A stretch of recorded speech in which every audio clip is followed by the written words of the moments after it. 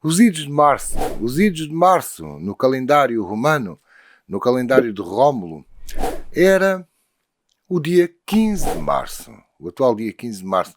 Pois é, e de facto os adivinhos, os aurúspices, como se dizia em Roma, com destaque para o adivinho Spurina, de que falava o Suetónio, ele previa que no dia 15 de março, nos idos de março, ao longo desse dia, Júlio César, ia morrer. E César vai a caminho do Senado, quando se encontra com o mesmo adivinho e diz-lhe: já estamos nos idos de março e não me aconteceu nada. E diz o adivinho: pois é, os idos de março já chegaram, mas ainda não se foram embora.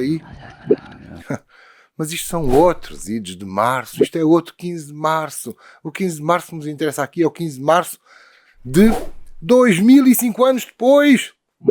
Isto foi no ano 44 a.C., 2005 anos depois, no ano 1961, verifiquem lá se estou a fazer ou não bem as contas, o 15 de março de 1961 é uma data fundamental para a luta pela independência de Angola.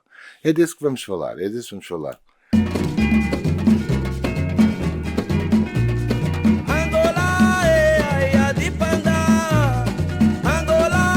E vamos falar porque, como eu prevejo, este episódio for para o ar no dia 13 de março deste ano, 2023, daqui a 2 dias, depois da manhã, comemoram-se mais, eu creio que 62 anos, não é? É um ano antes de eu nascer, sobre o 15 de março de 1961. Tem pedido a opinião, tem que ser solicitado para escrever artigos. Não sei se vou ter tempo de escrever os artigos, mas fica aqui este pequenino depoimento, pouco mais será do que isso, sobre essa data importante para a independência de Angola, para a libertação de Angola do colonialismo. Eu podia falar do 15 de março relativamente àquilo que eu ouço falar desde que nasci. E nasci um ano depois, ou 10 meses depois. Os meus pais portugueses, colonos portugueses, embora casados pelo cônego Manuel das Neves, a um mês do 4 de Fevereiro. O 4 de Fevereiro, também já falei algumas vezes dele, também merece ser chamado aqui para a colação, mas não sei se vou ter tempo de o desenvolver hoje. O certo é que o cônego Manuel das Neves também se relaciona com o 15 de março. O 15 de março eu podia dar aqui, como estava a dizer, aquilo que ouço falar desde a minha tenra infância. Foi um dia em que uma série de homens armados, também eles catanas, tal como no 4 de Fevereiro, atacaram as fazendas do café do norte de Angola. Nomeadamente as fazendas do café. O café já estava a ter um grande desenvolvimento, sobretudo naqueles anos da Segunda Guerra Mundial, não é?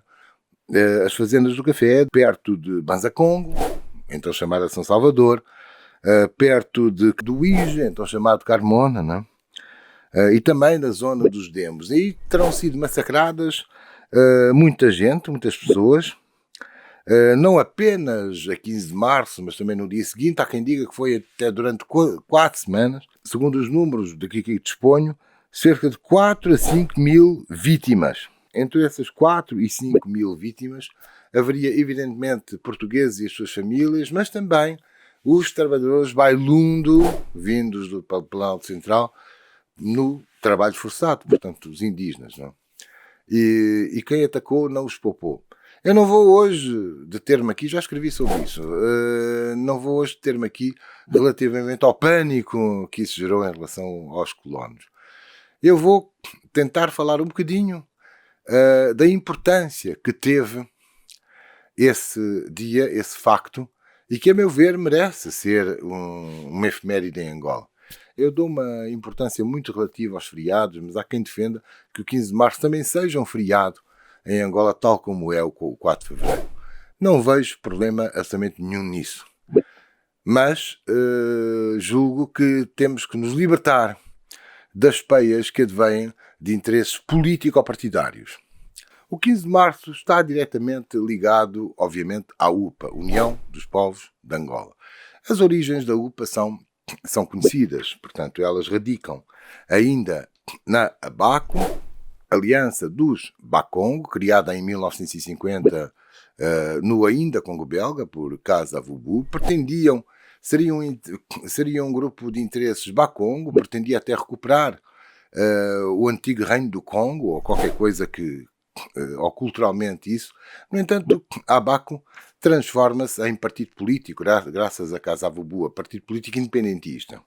Isto a partir de 1954. Tem os seus simpatizantes angolanos, porque já sabemos que a nação Bakongo está dividida não só no território de Angola, no norte de Angola, mas também nos então Congos belga e francês, e havia efetivamente no então Congo belga muitos Bakongo que eram angolanos, ou seja, que eram naturais do território de Angola, o território norte de Angola, e tanto mais assim era, ou tanto mais eram as migrações para o lado colonial belga, quanto mais foram crescendo precisamente as fazendas de café durante os anos da Segunda Guerra Mundial, mas antes isso já acontecia.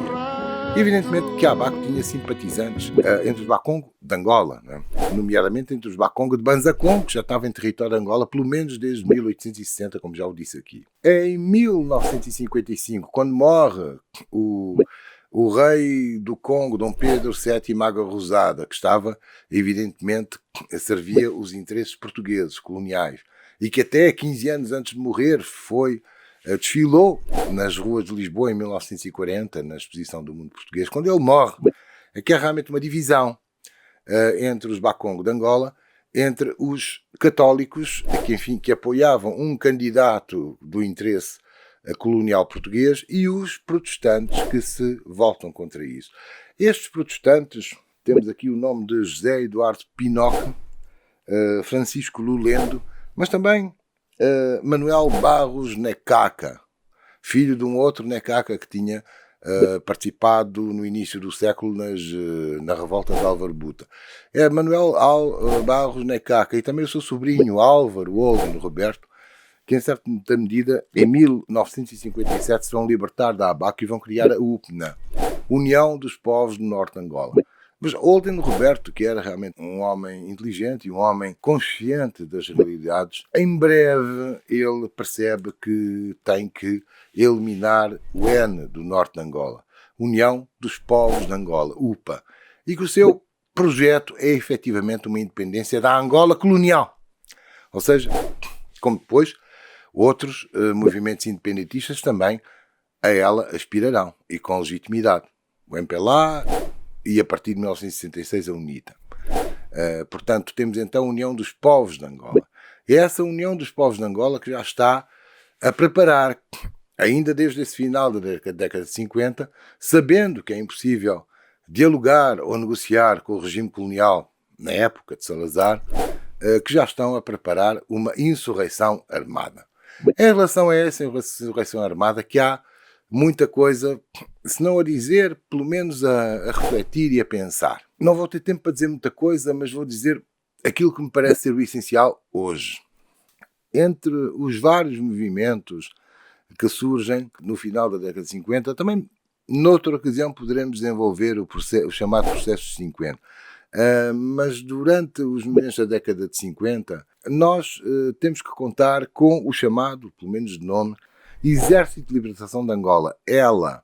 O seu fundador, em 1954, é nada mais, nada menos que Monsenhor Manuel Joaquim Alves das Neves, o cônego Manuel das Neves. O cônego Manuel das Neves simpatizava de facto com a independência de Angola, já desde a década de 50, ele já era, nessa altura, cônego da Igreja da Sé de Luanda, e ao longo dessa segunda metade da década de 50, ele vai de facto guardando na sua casa uma série de armas brancas que vários independentistas lhe deixam, nomeadamente as famosas katanas. Nem todas essas katanas eram katanas do trabalho rural, algumas eram improvisadas, até através daquelas cintas dos barris, com vista de facto a uma insurreição que estava marcada por uma determinada data. Bem, agora, evidente que o cônego Manuel das Neves, que acaba por protagonizar e ser preso logo a seguir ao 4 de fevereiro de 1961, e é, como é sabido, o 4 de fevereiro de 1961, foi imediatamente, ou pouco depois, reivindicado pelo MPLA, e entretanto o Cónigo Manuel das Neves é preso, é trazido para Portugal, tem um fim triste passados 4 anos, ou 5, em 1966, e é reivindicado desde a primeira hora como um herói nacional ligado ao MPLA, inclusive tem o estatuto pós-mortem, a partir da década de 90, creio eu, tem o estatuto pós-mortem militante do MPLA. A problemática do Cónigo Manuel das Neves, eu já falei nisto ainda na minha recente estada em Angola no final do ano que passou, o problema do Cónigo Manuel das Neves é precisamente querermos colá-lo a esta ou aquela tendência política. A verdade é que o Cónigo Manuel das Neves, a ter contactos com algum movimento, seria com a UPA. Ao que parece, ele era, poderia não ser militante, mas ele era contactado em Luanda pela direção da UPA, que se correspondia com ele. E é interessante verificar, aqui neste livro que eu faço sempre questão de divulgar, do historiador e meu prezado amigo Jean-Michel Mabeko Tali, e esta edição já é uma edição de 2019, portanto é recente, a comparar com uma outra edição anterior do trabalho do Jean-Michel.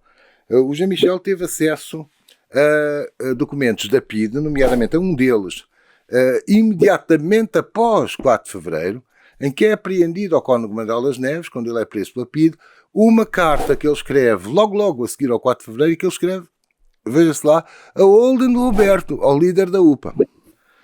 Diz a carta de Manuel das Neves a Holden Roberto o seguinte: os tumultos ocorridos a 4 de fevereiro foram provocados estupidamente.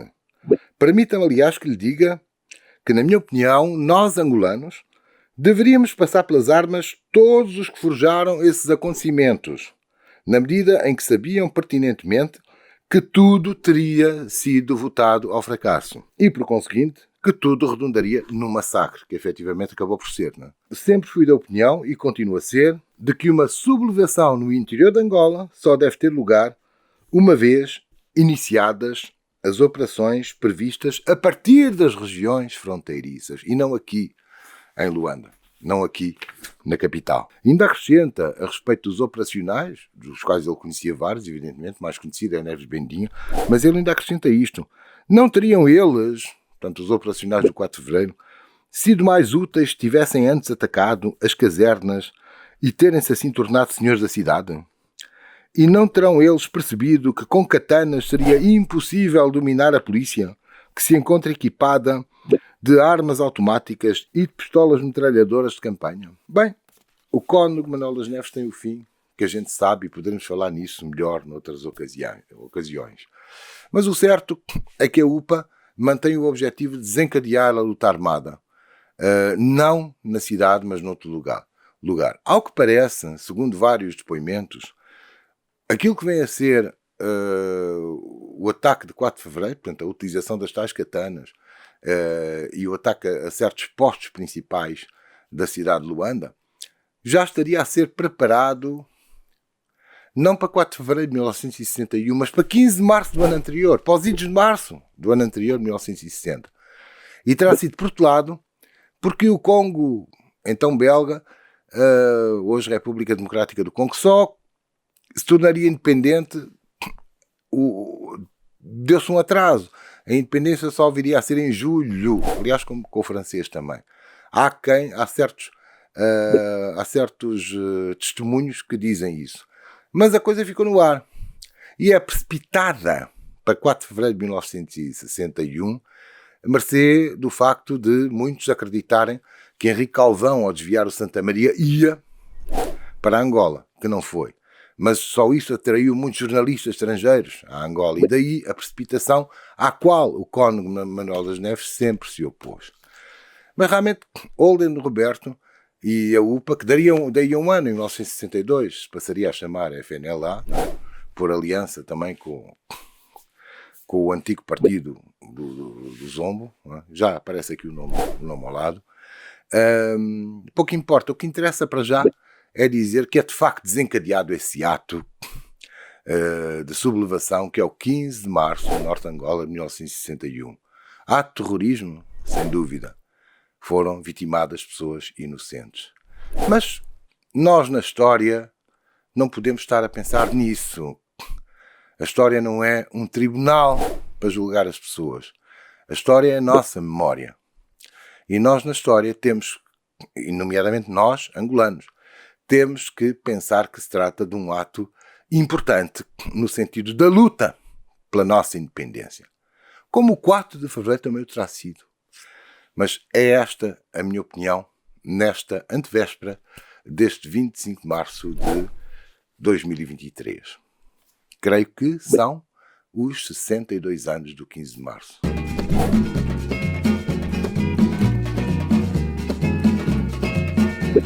Aqui estamos então para continuar a recordar e a construir ou a reconstruir a nossa memória. Estamos juntos.